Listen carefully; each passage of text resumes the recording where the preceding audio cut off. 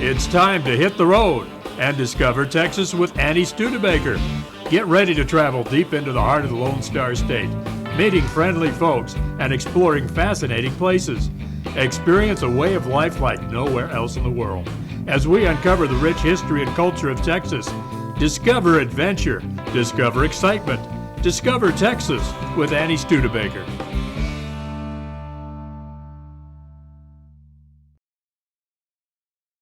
Today we'll meet with avid hunter Robert Lyle. He will show us all we need to know about trapping, hunting, and processing wild hogs. So sit back, relax, and let's see if we can spot some pigs. So as we're just sending out the traps, one of the first things you notice is that the pigs made a loud warning noise to warn the other pigs when we were out there. That might affect what we're doing. Hopefully there's some pigs coming in from another area that didn't hear the warning cries and will come on into the traps. That ranch probably only holds about 50 pigs at this time of the year, 50 adults. With the 50 adults, there's lots of other pigs on neighboring properties which will come and go, and some of those 50 will come and go as well. But they will produce a lot of offspring. As soon as the numbers are reduced down by my hunting or trapping or anything like that, normally other pigs from the outside come in and fill in the vacancies. Hi, my name is Robert Lyle. I have a deep passion for pig hunting, and I had the great opportunity of bringing a group over here to do a little pig hunting. We're at the Lazy R Ranch. I've been hunting hogs out here on the Lazy R Ranch for a little over 10 years, probably more than 10 years. The hog populations have just been fantastic out here. Early on in this part of Texas, we didn't have many hogs. I've been hunting hogs for about 20 years, but at first there was very few hogs, but in the last 10 years there's been a huge explosion of hogs. Here on the Lazy R Ranch, I'm taking 200 hogs a year, and we still have plenty of hogs to hunt. And I'm taking hogs in many other properties as well. I don't know exactly why I have such a passion for hog hunting, other than it's a tremendous challenge. I enjoy hunting and fishing all the time, but oftentimes with the deer hunting, there seems not to be a huge challenge. It's a lot easier to hunt them. They don't seem to be as intelligent. They have a lot of habits, and they just follow the same habits. Whereas with pigs, they don't follow any pattern, and they're just random, and every time you become proficient in one way of trapping or hunting the pigs, they will adjust, and you need to immediately adjust as well, otherwise you'll be left behind. Now as we put the corn in, we want a small amount at front. If we put too much at front, they will stick their head in, eat the corn, and leave.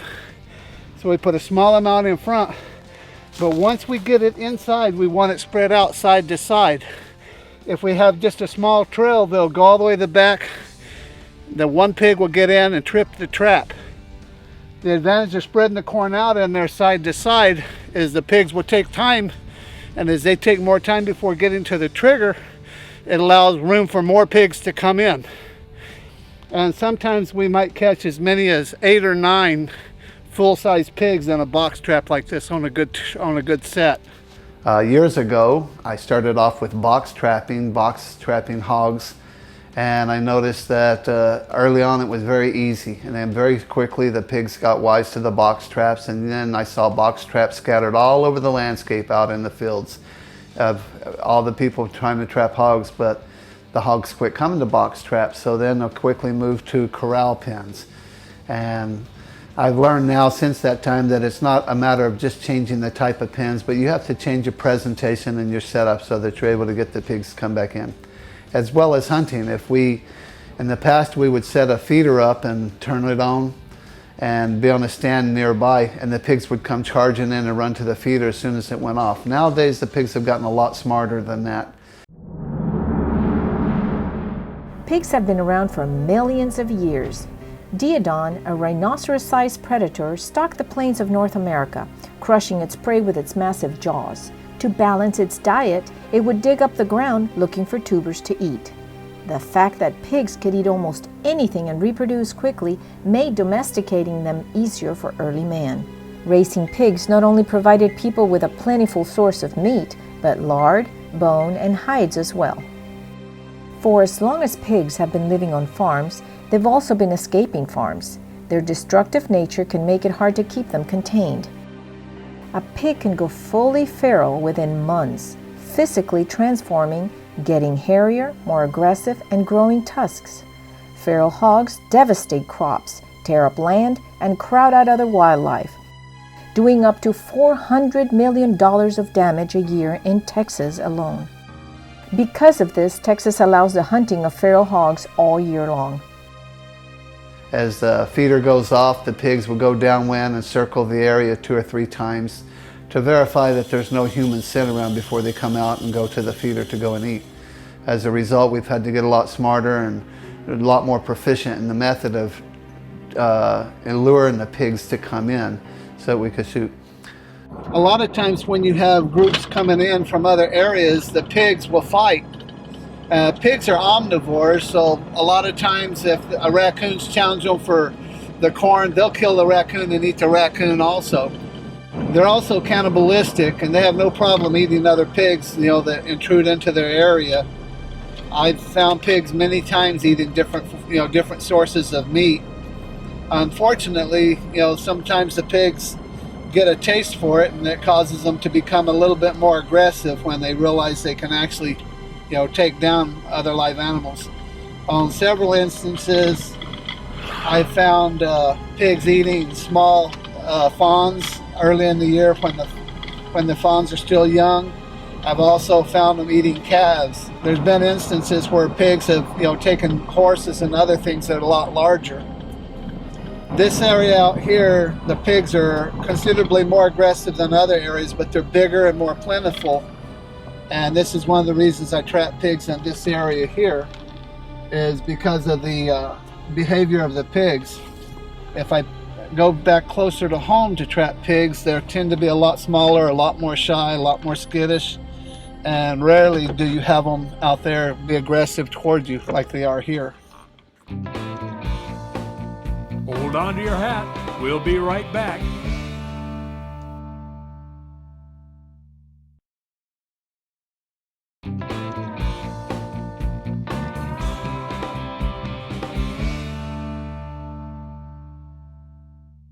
Before setting up the traps and game camera, Robert checks the weather for hunting conditions. With VTX broadband technology, he gets up-to-the-minute weather information and live radar. At night, you might notice that the pigs will make a grunt for a warning sound to let the others know something's wrong.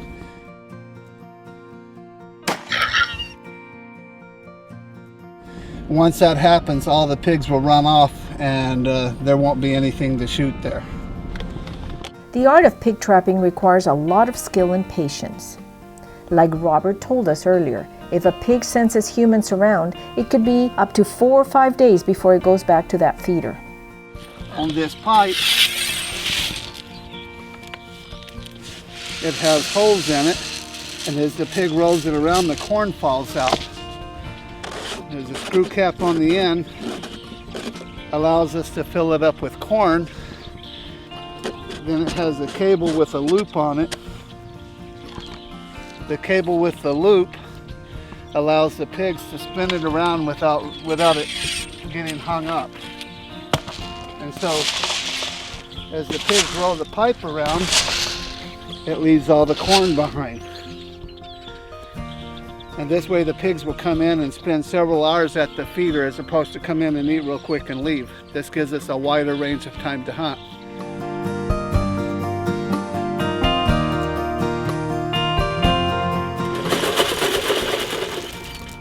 On the feeder, we put 2 solar lights. These solar lights are inexpensive, and they'll come on every night and shine enough light down under here that we can see the pigs very clearly from the stand. As you'll find as we go out and do the hunting process, you'll find that it's not as easy as it looks for the pigs, because they're so smart and they're able to smell so well and hear very well. People often talk about, well, pigs don't have a great eyesight. Their eyesight is greatly less than a deer, but it's still better than what most people will see. And so the pigs are very good at picking up movement. And so we have to be aware of that as well. But the best way to fool a pig is to stay downwind of it. It doesn't matter what type of scent control you use. Very rarely will it overcome being upwind of the pig. We need to test and make sure our scent is going to be okay. It's going mostly this direction. It's going to be borderline whether it's going to blow our scent back to where the pigs come in, but we're going to look a little closer up here. Here's the main trail where the pigs are coming and going. If we look here, we can see it's pretty solid in tracks, as well as it has some of the bigger tracks. And we look in here, and that's pretty clear that that's a trail for the pigs to come in and out, coming across over here to the feeder. Feeders are set up throughout the Lazy R Ranch. Over time, the pigs have become accustomed to them and are just waiting for them to go off. At night, a small light hangs over the feeder and reflects off the white rocks beneath them to better illuminate the pigs. So it's very important that we use good scent control, but most important is staying downwind of the pig.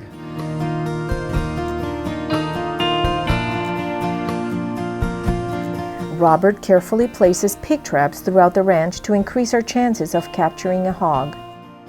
But before each trap is set, he baits them with corn and checks his game cameras for any activity from the previous day. The camera is pretty simple. They're inexpensive. They just hold an SD card. They have infrared lights so that it doesn't scare the animals away. Has a motion detector, and then it just takes the pictures. There's a string attached to the top of this stick. And when something pulls the rope, it allows the doors to close. It's just a piece of PVC pipe with 3 screws to hold the door open and 1 screw on the other end to hold the stick down. So when the stick goes, it dumps them off.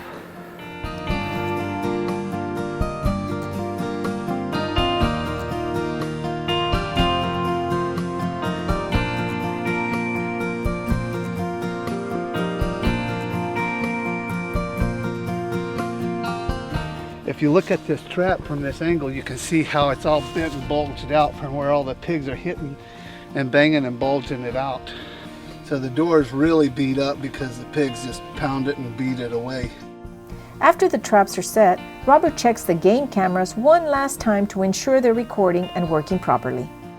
When we return, we'll finally get to see some feral hogs. Hold on to your hat. We'll be right back.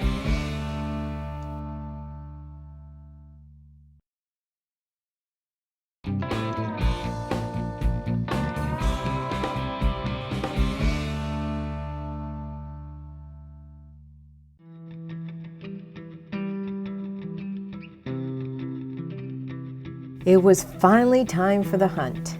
After getting the feel of my rifle and going over the locations of all traps and feeders, I was more confident than ever.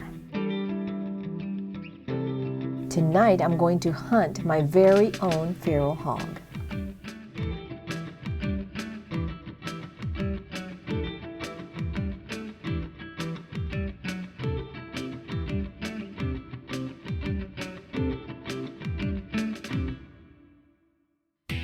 As we sat patiently waiting for our prey to arrive, Robert instructed me to be as quiet as possible.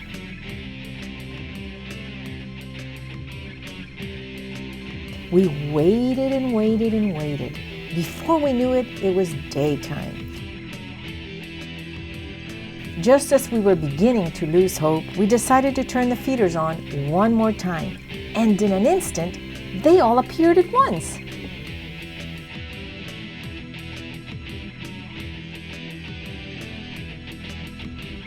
Steady, steady, wait for it. Now! I was eager to process this pig and learn about the many cuts of meat. I am very avid about that we don't want to waste pigs. I realize most ranchers shoot the pigs and leave them lay, and because they're such a nuisance and there's such high numbers of them, that's acceptable with the Fish and Game regulations. But for myself, I feel there's an ethic that we shouldn't be shooting animals that we're not going to utilize. I'm going to wring the back legs first so that I can pull the skin down and have it out of the way for when we hang it up, so that when we go to skin it, everything will come down easy. So I process all the pigs that I shoot and trap and try to utilize them all to the most as possible. As a result, I spend a lot of time processing the pigs, grinding them, cutting them up, making all different types of sausages. I want to cut between the leg and the tendon so that we have a good place to tie the rope around so that it won't slip and fall off.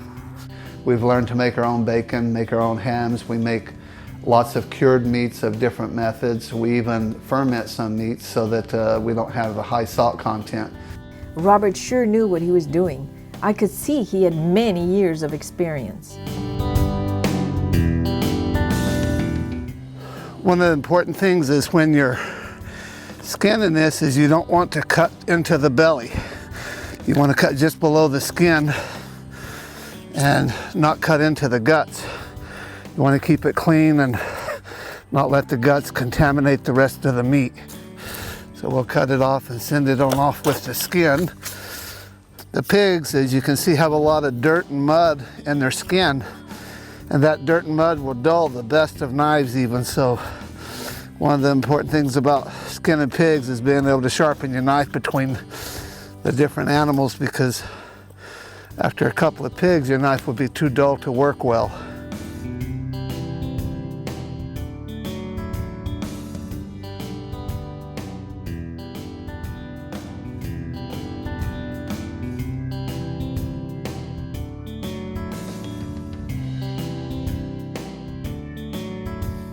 And this is called a gut hook.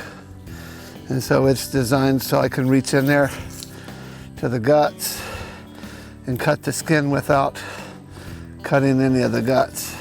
When you get through, you have a nice clean cavity, all cleaned out, not bloody, not messy, ready to go. Looks very appealing, and a nice healthy pig to provide some good meat. If you cut everything right, you don't need a saw.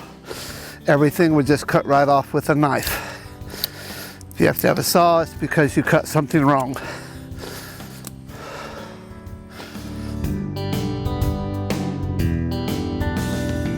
Here later, we'll show you that as we cut these legs off here, that we'll then debone them.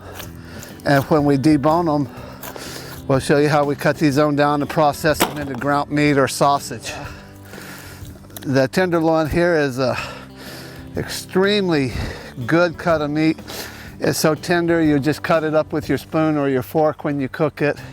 It won't need a knife, it just falls apart. And it's the only part of the pig that's really ready to eat right when you process him out.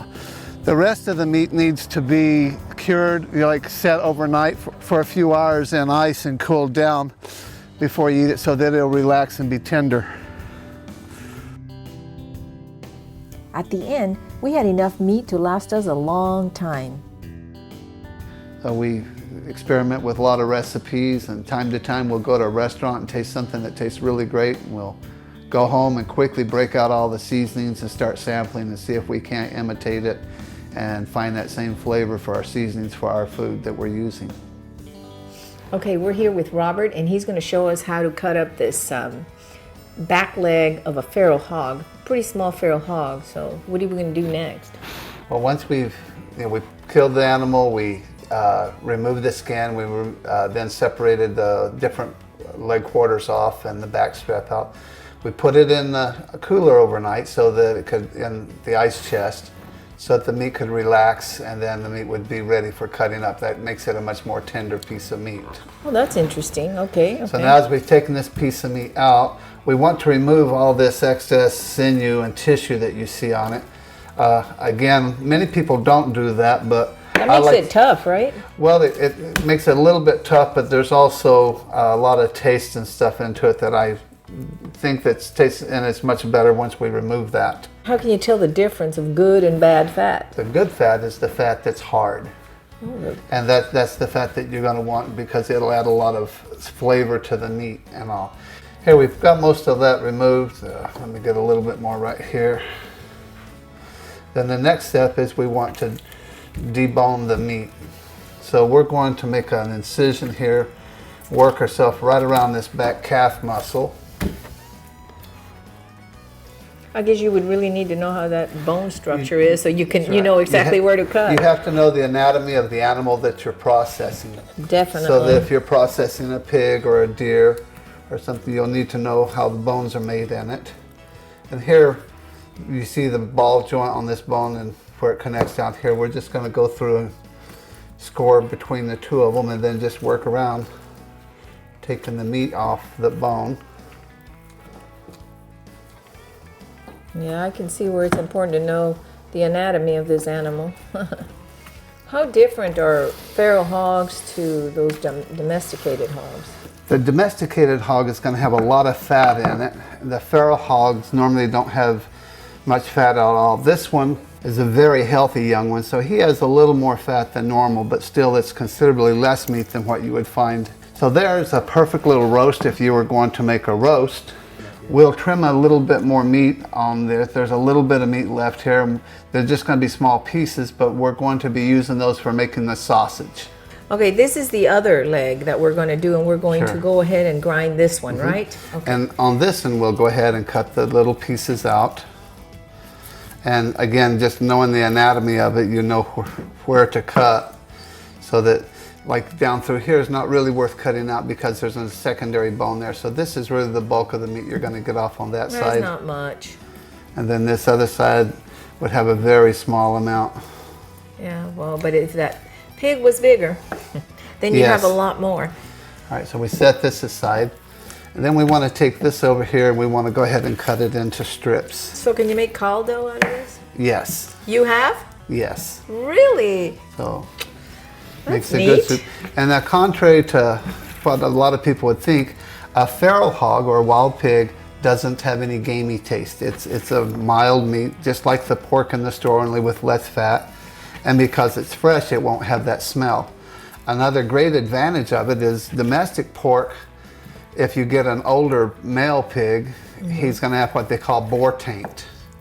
And boar taint is a really strong odor and smell that goes through the meat on the older male pigs.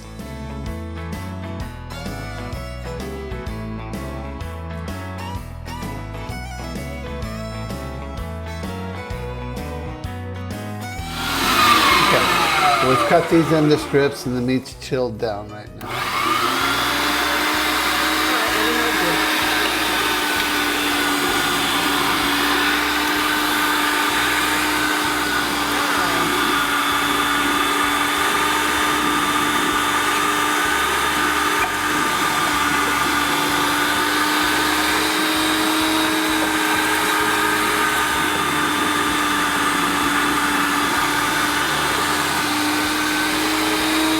So what you have right here is ground pork ready to be substituted for any type of ground meat that you would normally use. One of the main ingredients in sausage is salt. And so that's something common to all sausages, the salt, and that's why they would call it a sausage. In addition to that, it might have sage, it might have red pepper, it might have a tiny bit of cumin or other seasonings. Mine I use thyme and oregano, and that just a very tiny bit, and I use parsley flakes, and I use salt and red pepper. And this is the only part of the feral hog that's really good to eat the first day you shoot it. The rest really should set overnight and set and relax before it's going to be tender enough to eat. But these tenderloin, you can pull it right out of the pig and it's ready to go immediately. Back in the kitchen, Robert was about to show me how to prepare the tastiest piece of meat, the tenderloin. I'm just mixing a little bit of flour with some egg whites. Then we're going to mix the meat in with it and then add a touch of seasoning. And then it'll cook out real tender. Robert was kind enough to cook some pork tenderloins for us. He cut up some onions, bell peppers, and added some flour and egg to the batter. Throw in some strips of bell pepper, and that should probably take care of it.